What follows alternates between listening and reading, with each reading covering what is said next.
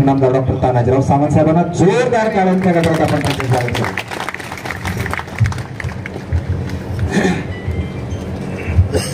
खरं तर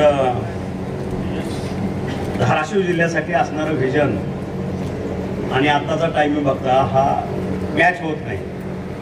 आपण ह्या मर्यादित कार्यक्रमापुरता आपण ठरवू.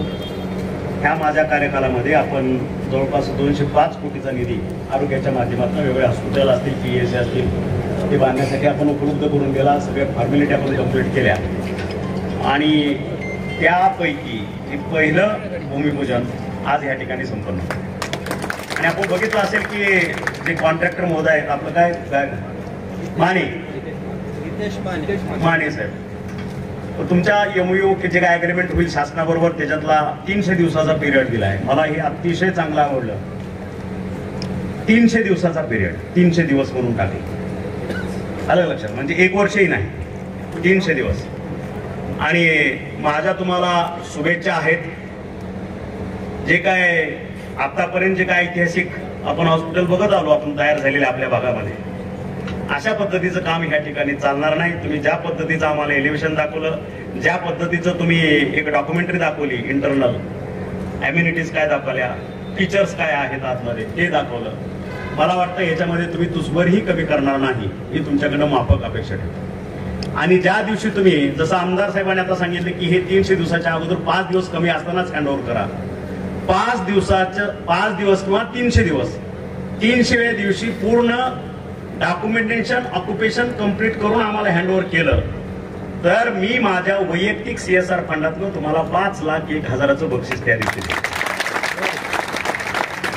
फक्त 300 होऊन पुन्हा 1 तास झालेला मी खपून घेत नाही. ही वस्तुस्थिती.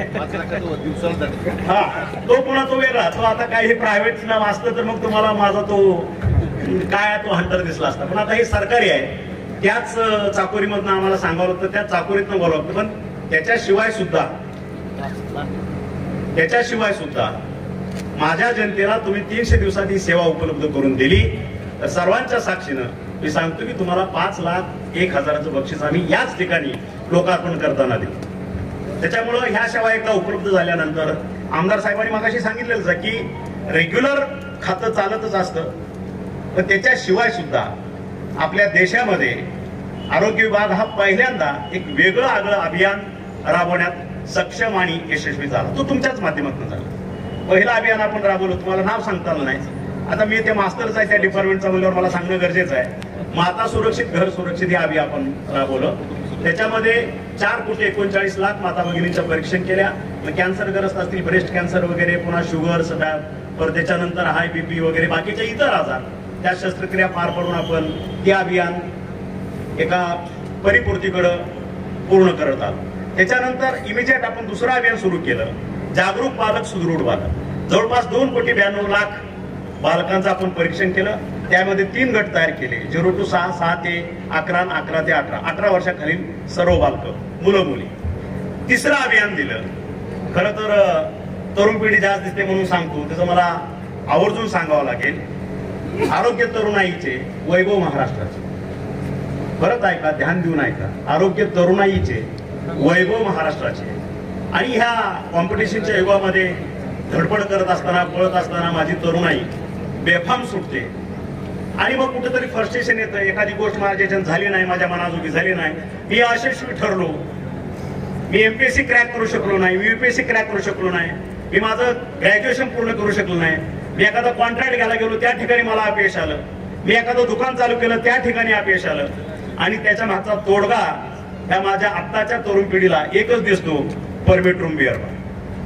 आणि म्हणून मी माझ्या डिपार्टमेंटला सांगेन, ज्या ज्या ठिकाणी परमिट रूम बिअर बार आहे त्या ठिकाणी महाराष्ट्राची जनता 12.5 कोटी तुमच्याकडनं काय अपेक्षित करते तर ते एक फ्लेक्स लावा, आरोग्य तरुणाईचे वैभव महाराष्ट्राचे. तुम्ही आमचे वैभव आहात. या छोट्या मोठ्या गोष्टीनं फ्रस्ट्रेशन आणून डोक्यात राग घालू घेऊन वरचं दुकान जर जे कॉम्प्युटर आहे तुमचा पूर्ण बंद करून एकदा लॉक झाला, तुम्ही जर त्या गोष्टीला ऍडिक्ट झाले तर महाराष्ट्रानं उद्या कुणाकडे बघायचं.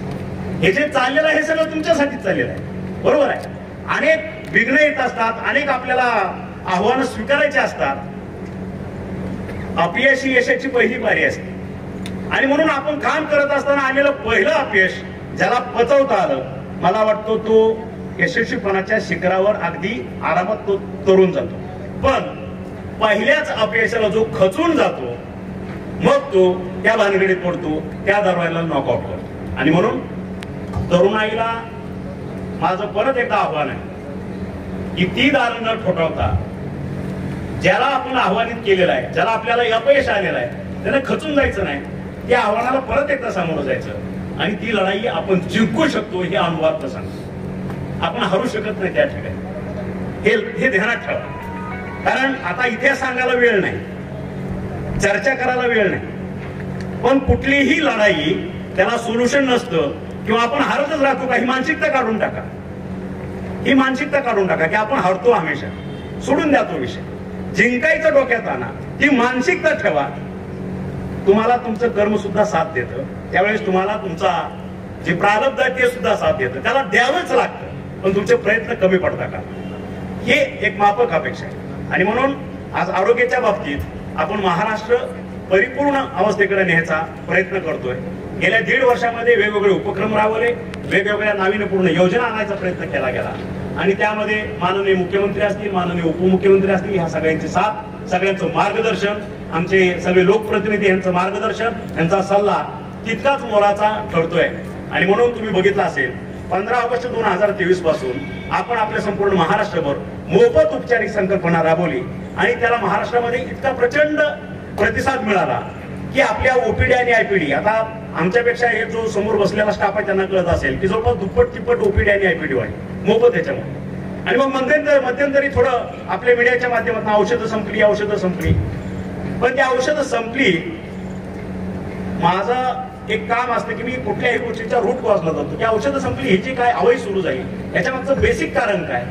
ज्यावेळेस हे कळलं की आपल्या CSDHO THO यांनी जे काही धोरण आणलेलं असतं की हिस्ट्री बघतो माणूस, या ठिकाणी जनरली रेग्युलर आयपीडी किती, ओपीडी किती, त्या पद्धतीने औषधाचा साठा घ्या.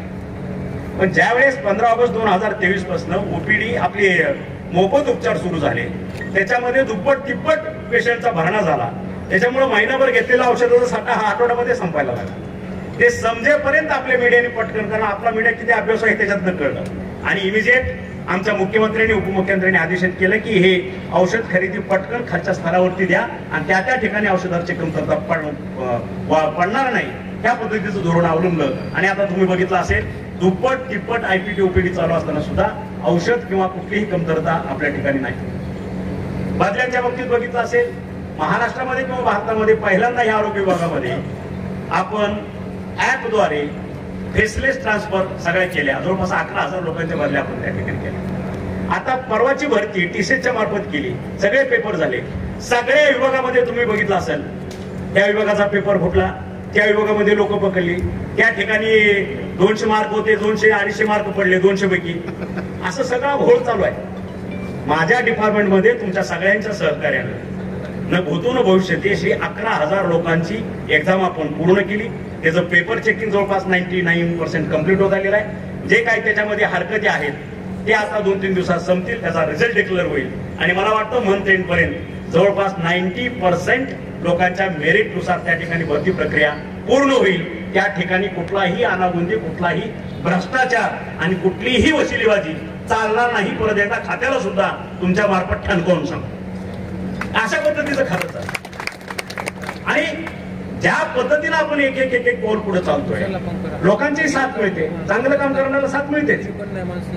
आणि म्हणून पुढचा आता येणारा अर्थसंकल्पीय अधिवेशन आहे, त्याच्यामध्ये मी माझ्या मुख्यमंत्री उपमुख्यमंत्र्यांची सगळ्यांची परवानगीने बोलतोय, त्यांची मान्यता घेतलेली आहे. येत्या अधिवेशनामध्ये राईट टू हेल्थ हा कायदा मी महाराष्ट्रासाठी राईट टू हेल्थ, त्याचं डेलिगेशन सगळ्या राज्यांनी गेल्या, त्याचे सगळे अहवाल तयार झाले, त्याचा फायनल प्रस्ताव तयार झालेला आहे. पुढच्या किंवा त्याच्या पुढच्या कॅबिनेटला तो प्रस्ताव येईल. पुढच्या अर्थसंकल्पीय अधिवेशनामध्ये राईट टू हेल्थ हा कायदा आपण महाराष्ट्राच्या जनतेला लोकार्पण करू. एवढं एक म्हणजे माझा निश्चय आहे. आता कितपत साथ मिळते आणि कसं होतंय ते आपण बघू. पण जाता जाता महाराष्ट्राच्या 12.5 कोटी जनतेच्या पदरात काय टाकून जायचं हे ठरवून ठेवलेलं आहे आरोग्याच्या बाबतीत. पुढं ते खातं असेल का नाही माहित नाही, सत्तेत तरी आपण असणारच आहे सगळे, पण खातं कुठलं असेल माहित नाही. मग जाता जाता बेस्ट ऑफ बेस्ट काय करता येईल, बेस्ट ऑफ बेस्ट हे करून जायचं आहे की राईट टू हेल्थ एकदा झाल्यानंतर मला वाटतं महाराष्ट्राच्या जनतेला सुखानं नांदता येईल. आता तुम्ही बघितलं असेल 1.5 लाखाची 5 लाखाची योजना केली, महात्मा फुलेची योजना. या ठिकाणी पिवळं रेशन कार्ड, पुन्हा तुमचं केसरी रेशन कार्ड, ह्याच्या अटी होत्या, त्या सगळ्या अटी काढून टाकल्या. 12.5 कोटी जनता त्या योजनेचा लाभ घेऊ शकते, हे केलेलं आहे. आभा कार्ड वाटपातही आपण चांगल्या पद्धतीनं ते कार्डचं वाटप चाललंय. म्हणजे एक एक स्टेज आपण पुढं पादाक्रांत करतोय. आणि त्या ठिकाणी माझा आरोग्य विभाग, माझ्या आशाताईपासून माझ्या CSDHO डायरेक्टर्स पर्यंत सगळेजण अगदी झोकून देऊन काम करतायत. कारण धोरण देणं आमचं काम, पण धोरण दिल्यानंतर लोकांपर्यंत पोहोचवणं आणि त्याचा लाभ जनतेपर्यंत पोहोचवणं हे काम तुमचं आहे. महागाई हे डिपार्टमेंट होतच ना, पण काही आमदारांनी काही मंत्र्यांनी सांगितलं की आतापर्यंत आम्हाला हे खातच दिसत नव्हतं, कागदावर असायचं आरोग्य खातं. आज कुठंतरी त्याचं वास्तव चित्र आरोग्य खात्याचं सर्व जनता बघते, भोगते आणि जनतेतनं सुद्धा आज अशा पद्धतीचा एक आपली प्रतिक्रिया आहे की आरोग्य खात्यातल्या सगळ्या ज्या काय माझ्या आस्थापना आहे, जवळपास 1.5 लाखापर्यंतच्या आस्थापना आहे, प्रत्येक जण अतिशय चांगल्या पद्धतीनं ढोटली काम करतोय. आणि त्याबद्दल लोकांचे आलेले ते शब्द मी तुमच्याशी शेअर करतोय आणि मलाही धन्य झाल्यासारखं वाटतंय.